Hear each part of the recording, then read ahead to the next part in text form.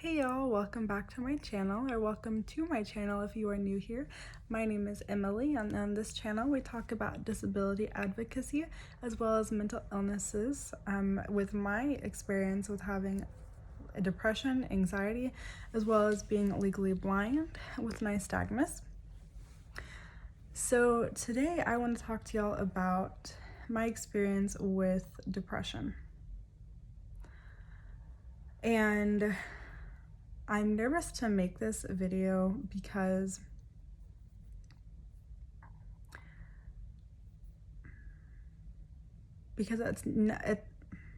sorry, I've never talked about this with my family, as well as most of my friends. A few of my friends know, and my husband, of course, but I remember the point in my life where I started to struggle with depression. I feel like I've always been a happy person, a positive, encouraging person, empathetic, and I still am those things, but I remember there was a point in my life where I didn't struggle with depression, but I also remember a time when it started.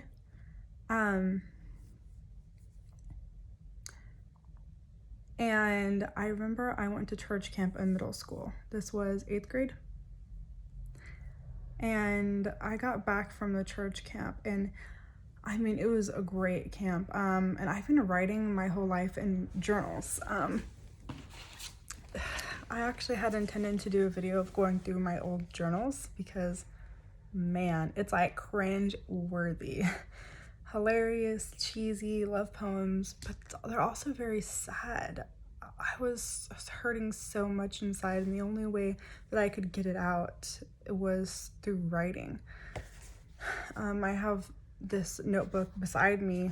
I just found it the other day. And just to kind of show y'all, but I have so many notebooks just full of everything. And so when I went on this camp, I was writing in this journal, and it really helped me back then, and it still helps me. I still write. But I remember I came back from the church camp, and I remember going in my backyard because I was so overwhelmed in the camp. I didn't know anyone when I went, which I know was a leap, but I was like, let me just do it. It's a church camp for backyard Bible clubs, or a summer camp where you lead kids and learning about God, and I was gonna be a leader. And I didn't know anyone. I came out, I met 2 friends there, which was so amazing, but our like group leader, if that makes sense, because it's like teens who lead the little kids, but there's an older like leader of the group. I don't know how to explain it. This was also a long time ago. I'm 25 now. But she did not like me. She was rude to me. I was having the worst time, but I'm a Christian, and so it was a really good time for me spiritually. I was on this like spiritual high. I had been convicted of some things there, and so I was just on like this like low high. It was very emotional. But I came back from that camp, and I was just like, oh, like home. I can breathe, you know. I remember going in my backyard. It leads up to a creek, like a greenbelt, a creek, whatever you want to call it. And I went out there and I just cried and like let everything out. I was like, oh my gosh, like so overwhelming. Which, okay, depression is a serious thing. I know that. I've been diagnosed with moderate depression this last year in 2019.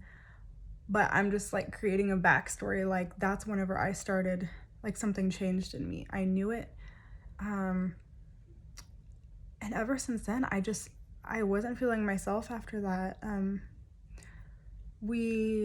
Growing up, we would have family parties. And when I say parties, I don't mean like ragers, alcohol, or anything. Like I grew up in a Christian home. We had like Bible studies. We had friend parties where we'd play games, board games. We would like dance in the backyard, like Cha Cha Slide, you know. Like my group of friends would sing songs like, instead of Baby Got Back, it was like Baby Got Book by Weird Al, you know, like If a girl walks in with a KJV and a bookmark and Proverbs, you get served. Like, you know, I'm just like painting a picture in your head. I'm not gonna embarrass myself here, but they weren't crazy parties. But anyway, we would have family game nights and friend game nights. And so, sorry, I'm pulling up my sleeves because I'm in Texas, obviously. And it's actually freezing here today. It's like, what, 40 degrees or something? It's cold. Anyway, but it's warm in my house. But I wasn't myself after that. And I was just, so the Mayo Clinic, I was trying to find a definition of depression, and I was trying to find like a reputable source. And so the Mayo Clinic defined it as a prolonged period of suffering, feeling, what was the word? Withdrawn. Prolonged period of sadness, of feeling withdrawn, loss of interest in things that you would typically enjoy. And I started that right after that camp. Like my sister would have her friends over and stuff. There would be parties at our house, and I would just like sit in my room and cry, and I just felt so withdrawn. Like I just wanted to kind of melt away. I wanted it to stop. I wanted all the noise around me to stop. Everything was too loud. I don't know how to explain it. I just didn't want to be there. You know, I wanted to sulk, but I didn't want attention. I wanted to be by myself in my room. And the noise around me was just too loud. I didn't want anything to do with it.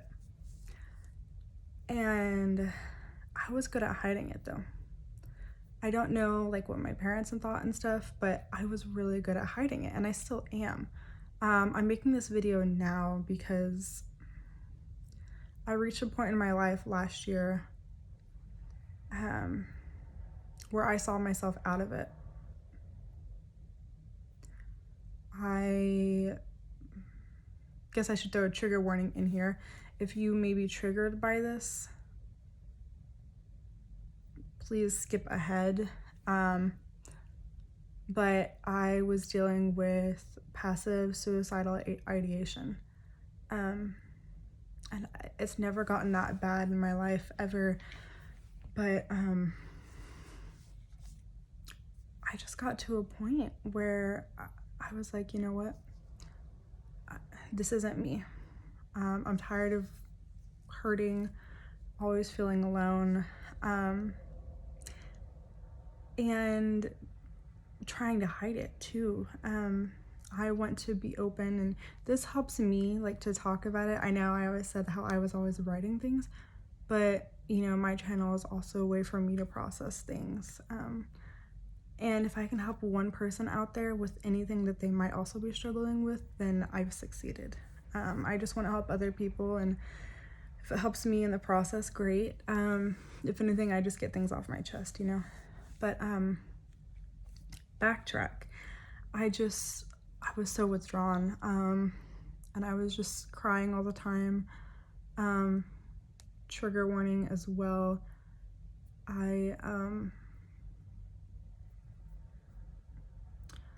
I did hurt myself one time in middle school, and I didn't like it. I learned that wasn't for me. I'm very introverted, and so I'm happy like just being in the corner of a room, like observing. I don't want to be the center of attention. I don't want people like if I'm in a room full of people and I start talking and everyone looks at me, I'm like, oh gosh, like, oh, okay, I'm gonna stop talking now, like stop looking at me, go away. I don't want it, you know, like I don't want attention. And I remember I did it, and I didn't know where, like, I don't want to trigger anyone, but I remember my mom saw the cut, and it was, I think I was like gonna go to prom soon, and we were trying on dresses, and I was like freaking out because it was like, she's gonna see it, you know, in the dressing room. And she did, and she freaked out, and I don't think she knew what it was. And I was just like, oh, I don't remember, I like hurt myself by a mistake, like I don't know, it's fine, I'm fine, you know. But I was freaking out. I was like, oh my gosh. So I never did it again. I was just tired of hurting, and it didn't make me feel better. it actually brought attention to me, and I didn't want that. Like, I wanted a companion, like, not a companion. I don't know what I wanted back then. I was lost.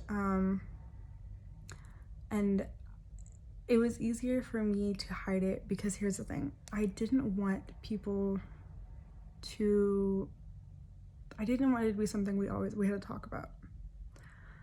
I was hurting. I didn't want to hurt anymore. And I just wanted, I don't even know how to explain it.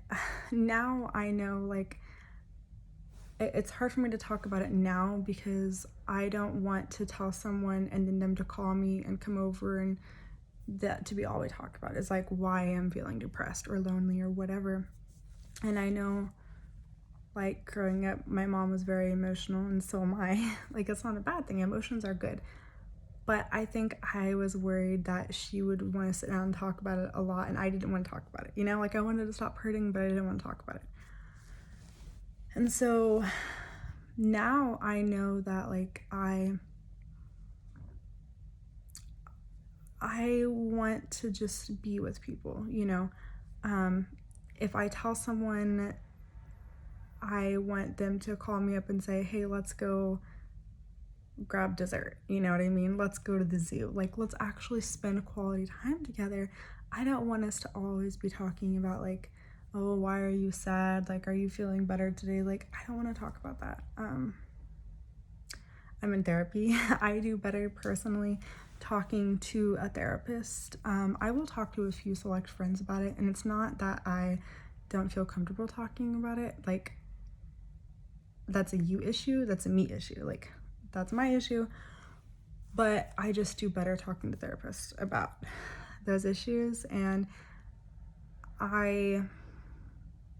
about those in-depth issues.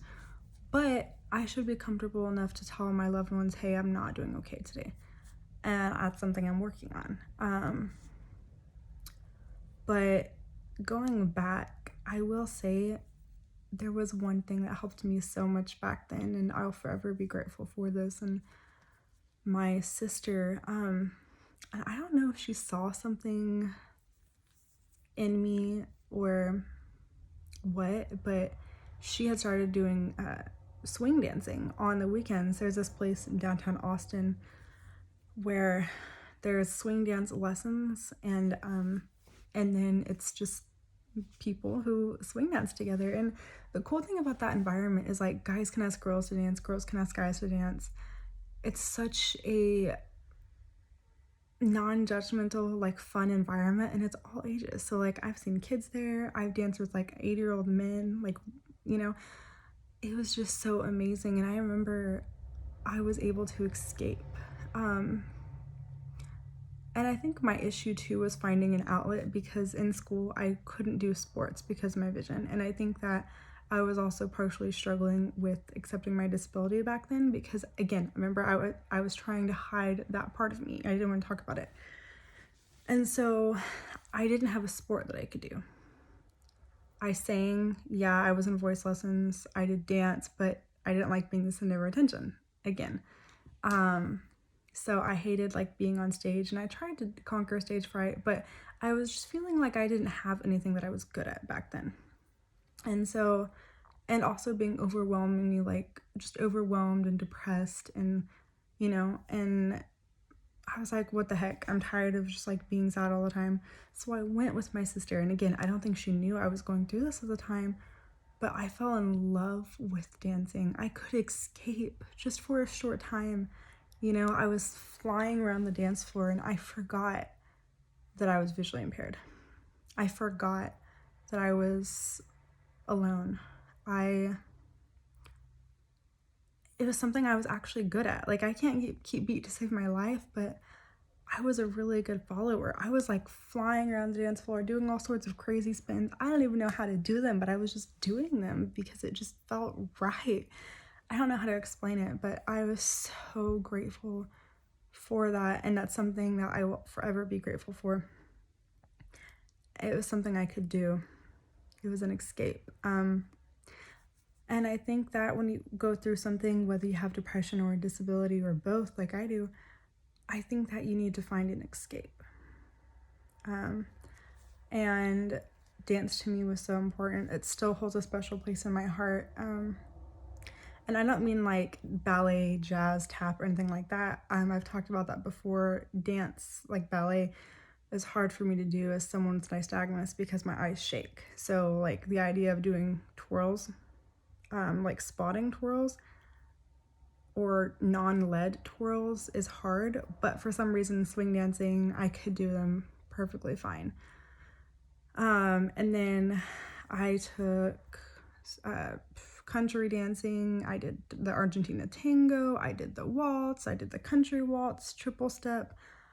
Oh, like I did dance lessons and I loved it. And I actually fell in love with my husband under the dance floor or on the dance floor. And so I know that was a tangent, I'm sorry, but I think that it's so important to find something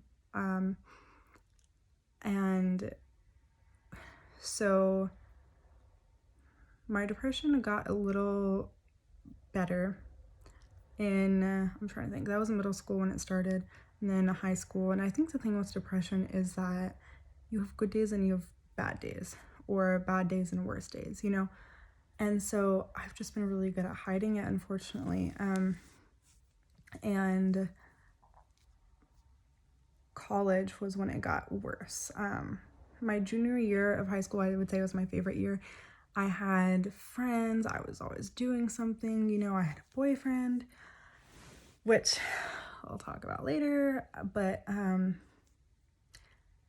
was doing okay. You know, I'd only hurt myself that one time. I never wanted to do it again. It wasn't for me. But I kept hurting. And then whenever I got to college, it spiked again.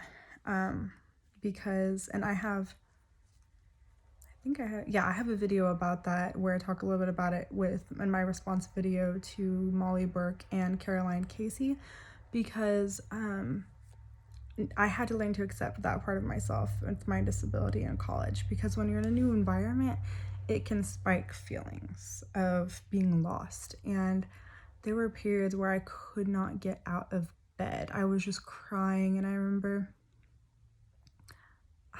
I would wake up crying and not knowing why I was crying in college. Like my freshman year was the worst year of my life. I would never do it again. And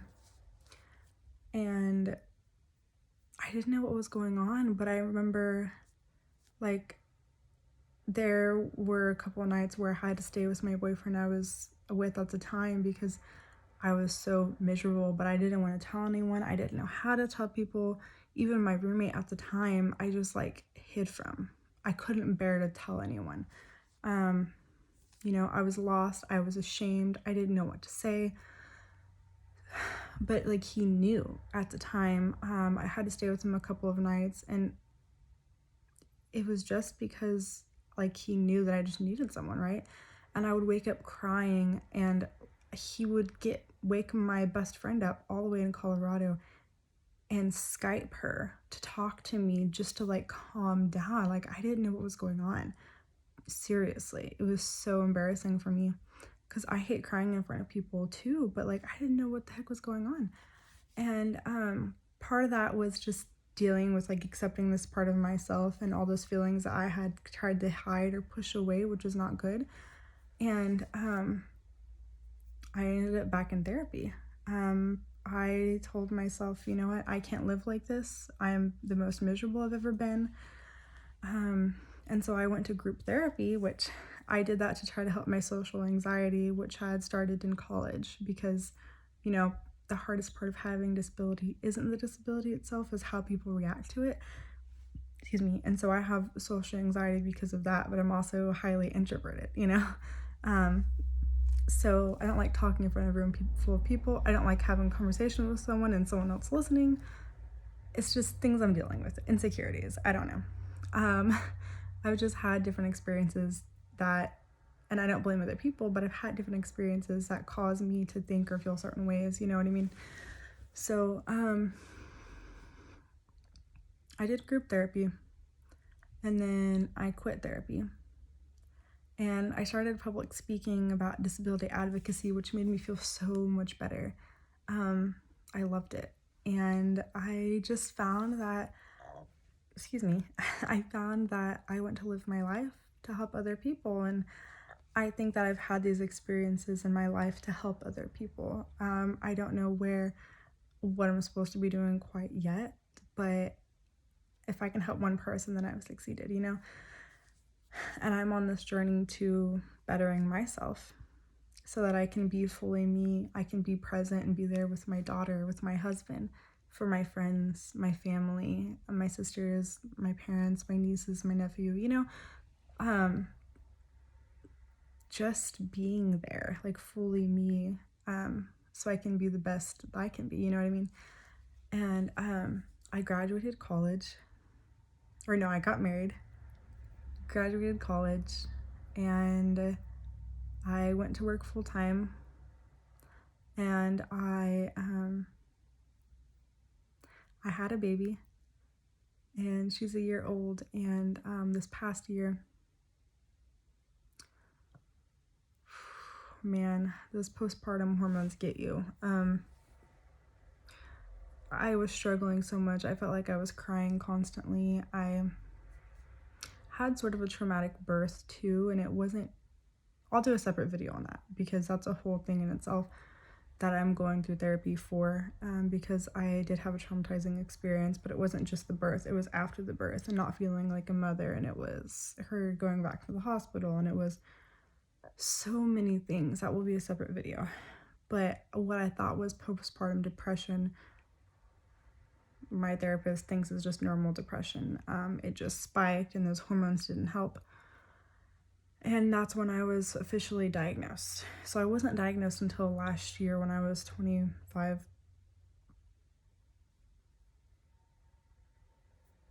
Yeah, anyways. But I just was in such a place of darkness where I saw myself out of my life, but I was terrified because the most important thing in my life was my daughter and my husband. But I mean, having a baby and just being exhausted, and you know, you fight because you're exhausted and all this, I just was in such a place of darkness. I could barely pull myself out of it, but I knew I needed to be there more than anything for my daughter, and I ended up back in therapy, and it's the best thing that's ever happened to me. You know, I still feel alone. I still have hard days, but I'm learning to talk more about it openly through therapy. I'm learning to talk to my husband about it. I'm learning to be okay with my daughter seeing me cry, and I'm okay with sharing more about my emotions. And that's the hardest thing, I think, is learning to talk about it. Because again, like, I've only told one other person that, actually no, I've only told one person in general that it got so bad that I was just, you know, in those darkest moments where I couldn't pull myself out of the depression. I was just dealing with the passive suicidal ideation, but knowing that that was the scariest thing in my life because I needed to be there for my daughter, but those thoughts were just occurring, and it was like I couldn't help it. So, yeah, I went to therapy, and it's been amazing. I go once a week, and you know, I'm just learning to talk about it, and I've only told one person about that. And I remember she asked me, like, why didn't you tell me? Why didn't you just call me? And I was like, you know what? I hate talking about my emotions. And the thing was, I didn't want to call someone and tell them and then say, oh, why are you feeling this way? Let's talk about your emotions. I don't need someone to talk to me about that. I need someone to be there with me. You know, just be there. Let's go play cards. Let's go get chocolate. Let's watch movies. You know, that's all I need. I don't need someone to try to fix me. I don't need someone to try to rationalize my emotions and say, well, everyone gets sad, you know, like, you're fine, just get over it. I don't need that. And I've had people say that. I've tried to reach out to somebody before, and they're just like, oh, well, you know, or they'll say like, yeah, sorry you're down, I'm really down too, and then start talking about themselves for like half an hour, which fine. But I don't want to talk about feelings, you know what I mean? And I know I need to be more okay with that. And I think one thing that my husband had told me that really helped was him saying, like on the days whenever I'm just crying and I don't know why, but I was embarrassed because I didn't know why, and so I didn't tell him. And he was frustrated because he thought he could fix me or something. He just wanted to know what he could do or what was wrong. And then finally he was just like, you know what? It's okay to not know why you're not okay. Just tell me, I'm struggling today. I don't know. I'm just sad. I'm not sure why I'm crying, but I just need a little extra love today. And that's okay. And you know what? Maybe I need to start saying that with my friends, like, hey, I'm just having a hard day. I don't know why, but I just could use a friend. And that's what I need to be more open with saying. I just hate talking about my emotions. I don't know. I have some element of shame to it, just like I think other people do. But this is just me starting this open dialogue, and you know what? I want to be there for someone else if they need it. You know, we don't have to sit there and talk about why you're sad today or anything, but one thing that I did learn to focus on is the pain doesn't last forever. And I know it's so hard to think about in the moment, but each time when I thought about seeing myself out of my life, I would wake up the next day being thankful for, wow, it doesn't hurt as bad today. Or I can get through today. I can get through this moment. Or like using breath techniques like count 10 minutes at a time, 1 minute at a time. You know what I mean? Like just take it moment by moment, because while the moment might feel like forever, the moment will pass and then you'll soon realize that you're still there. You know, you're still going. And at this point in my life, I haven't had any thoughts like that in a while. And I think, you know, I'm in a better place. Yeah, I still have depression. I still am anxious and have hard moments, but going to therapy has helped. And just having a place that I can go to for 1 hour and just talk about what I need to, and having someone objectively respond to me has been amazing. And, you know, learning to communicate with my husband and my friend, like one person at a time. And even though I'm not perfect, and probably 99% of people who will see this will have never known. And I'm sorry. I never meant to like hide myself, but it's hard to be vulnerable, and that's something I'm working on. But you know, I'm here to say I got through my hard times. You can too. And if you need someone to just be there and just talk to about anything, about makeup or whatever, like, I want to be here, you know, leave a comment below. Anyway, this is my online diary, I guess. Just me getting comfortable with vocalizing things, and I hope that, you know, you can feel free in your vulnerability, and that's my hope too, that it becomes easier to be vulnerable. So thanks for listening. If you made it this far in the video, this one may be a long one, I'm sorry, but I'll see you in the next one. Bye.